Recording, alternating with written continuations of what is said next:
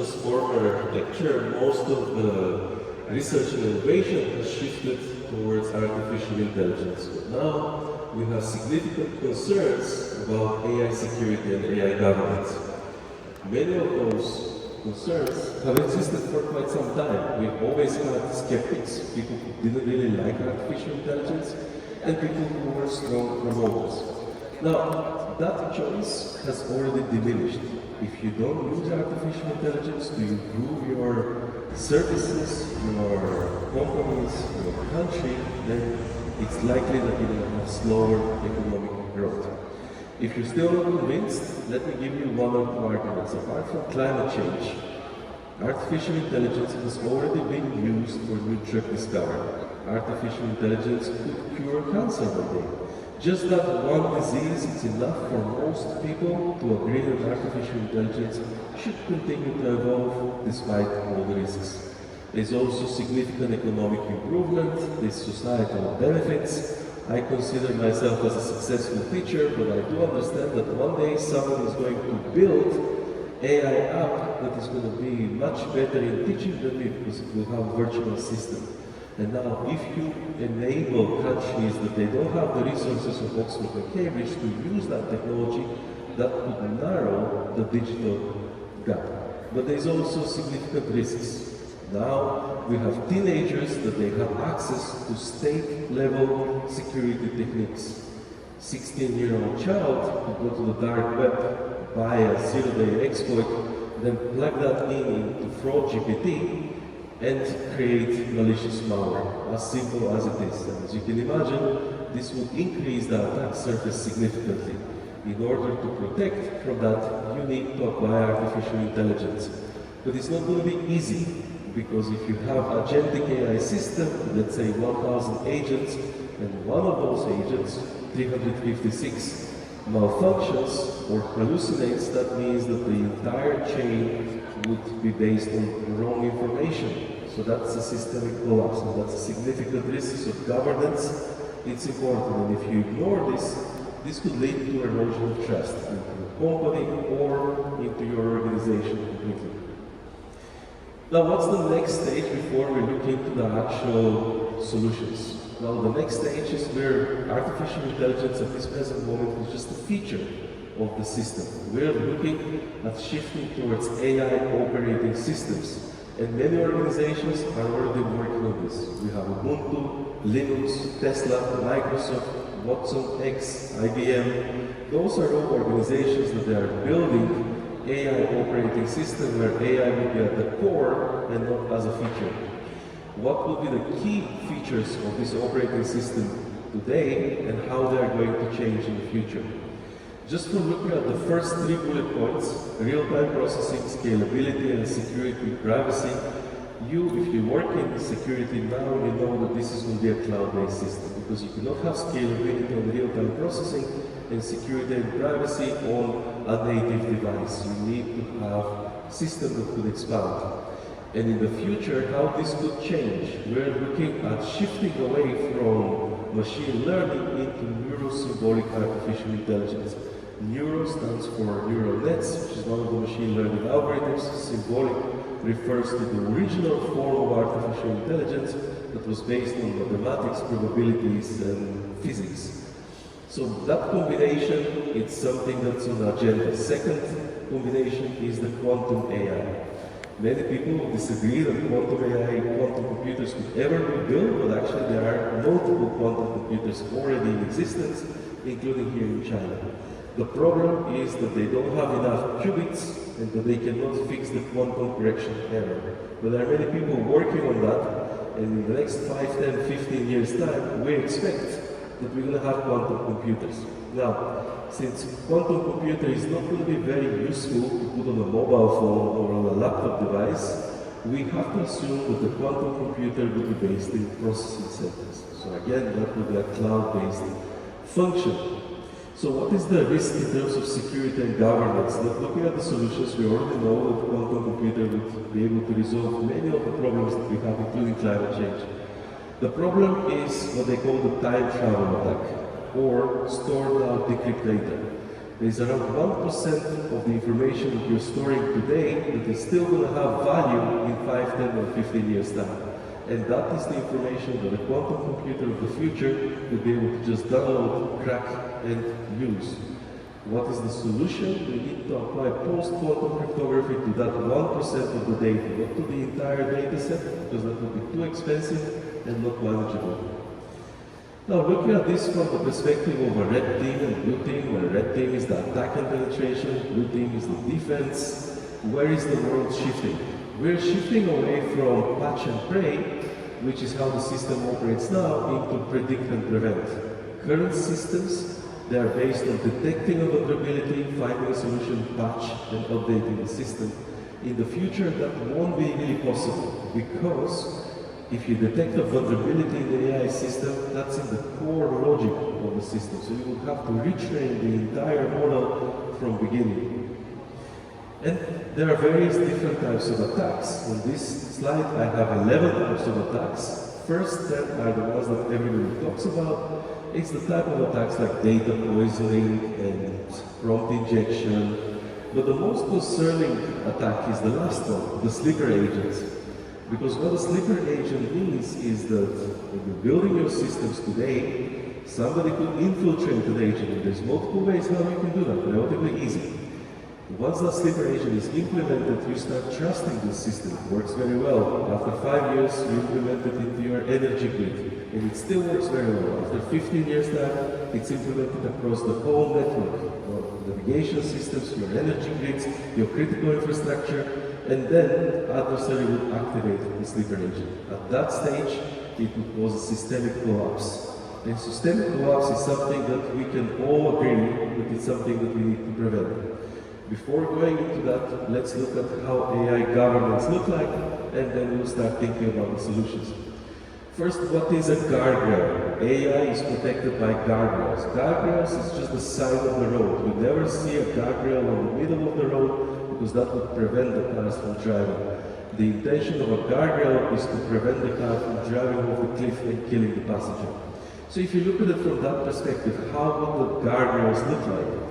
You need to think what kind of guardrails do you have in your healthcare and banking systems already, and those are basically accountability, transparency, bias mitigation, human in the loop, although I don't think that human in the loop would be efficient in every possible way, because there's many scenarios where humans simply cannot detect the vulnerabilities in AI. But accountability is also a problem. So what is the solution to AI governance when you have different countries that they have different paths? One of the solutions that I have proposed in the past is that you take 5 or 10 different countries, you analyze their strategies, and create bubbles. Then you put those bubbles into Venn diagram, and you identify in which areas you agree, and you start from that point. You never start from the disagreement, because that's counterproductive. And one of the areas that we can all agree that systemic collapse is a problem.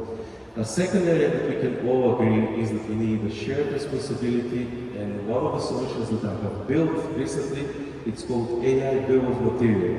Every product that you use when you go to the shop, you buy a peanut butter, you look at that bottle that stands on the table, when you turn it around, it will tell you what percentage of sugar does it contain, what percentage of water. But we don't have that for artificial intelligence, and there are many people now trying to build AI bills of materials. We have successfully built software bill of materials, and AI is software, so technically there is no real issues in building AI bill of materials. But the problem is that AI is a little bit more than software. It contains data, and most of the attacks, including the sleeper agents, could be implanted into the data before you even train the model. So what we need is some form of consensus, the same as the Shanghai Consensus, UNESCO 2012. That was a very successful consensus, where we would agree that some of the areas like systemic collapse and AI bill of material could be the starting points towards building regulation. And now the question is, if you look at China specifically in 5 years' time, is China going to narrow the digital divide, or is it going to widen it? Well, if you build apps that are extracting knowledge from all the teachers around the world, and you're creating a virtual teacher that would be sold for a penny to countries in Africa that they don't have the resources of China or United Kingdom, then you're narrowing the divide. But if only the rich countries have access to AI and poor countries they don't, that divide will expand.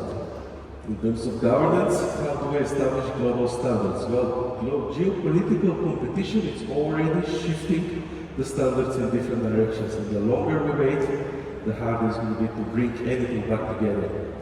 But leaving governance and thinking about security, how do you secure your system?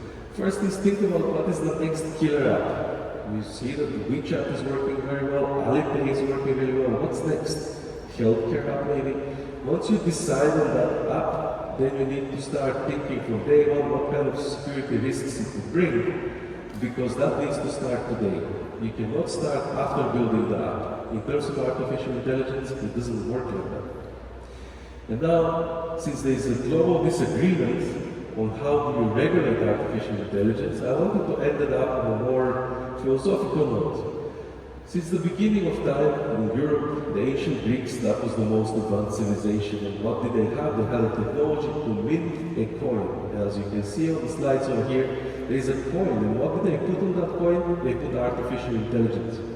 Many people say that AI started with Alan Turing, which is, I work for the Alan Turing Institute, but that's not the beginning of AI. Other people say that artificial intelligence started with the invention of linear regression, 1805, that's not the beginning. These coins are minted many years, like 5,000 years before centuries. And humans, before they knew how to build a computer, they already knew that they want to build artificial intelligence for defense. So the second image is an artistic representation of what this AI was meant to do. It was meant to protect the island of Crete from the other islands. But the third image in the middle is the most relevant to governance and security. Since the ancient Greeks, since that time, we already knew what do we need to govern. We need to have a fail-safe. As you can see in that image, there is a young lady holding a pin. The pin is the fail-safe that the ancient Greeks were building into this robot. And as you can see, the robot is bleeding. The robot is dying. So one of the governance issues that we can all agree is that we need to have a fail-safe mechanism in case AI goes wrong. But our enemies could abuse that fail-safe. And that is very clear. They could deceive us in terms of, in this image is a young lady who deceived us and not with the pin. How do we know that these stories are true? The fourth image, the vase, is archaeological thing that was digged out of Crete. So it's a real thing. But also the other vases. So you have the clay vase, that's the golem, artificial intelligence from the Jewish folklore. Below that, on the papyrus, you have the robotic hands. That is the artificial intelligence from Arabic culture. They didn't have paper, but once they invented papyrus, they started thinking about artificial intelligence. That's not everything. This will be one of the final notes that I wanted to make. The yellow image of a lion, that's from Leonardo da Vinci, he had a desire to overcome biological limitations. There are companies today that they are already planting chips into pigs and connecting them to the computer because we want to overcome our biological limitations. And the three doors, which are also shown in the image, those are artificial intelligence of the past, but they resemble very much what AI agents do today. They do different tasks, but they operate together. Now the three images in the middle with the statue, that is the story of Pygmalion and Galatea. Pygmalion was a sculptor in ancient Rhodes, and he created a statue that was so perfect that he fell in love with it. The statue was, in his opinion, better than any woman in Greece. And that might appear to you as an abstract concept, but the last image that you can see in these slides is a charming young lady who is generated by artificial intelligence and has already signed up multiple contracts into studios to be sold as an actress. It does not exist, it's an AI-generated image. Now, do you think that could deceive you into sending money? What if it's your daughter or a family member who is pretending to be stuck on a train station and needs money in order to pay for his ticket? Would you send money? Would you trust that image? Now that is the end of my presentation. I hope I have given you many things to think about. There's a book that I have recently published, The Rise of AI Agents. It's been translated into Chinese and it will be published by CITIC Press in the first quarter of 2026. You'll find a lot more details in that book. Where's the clap?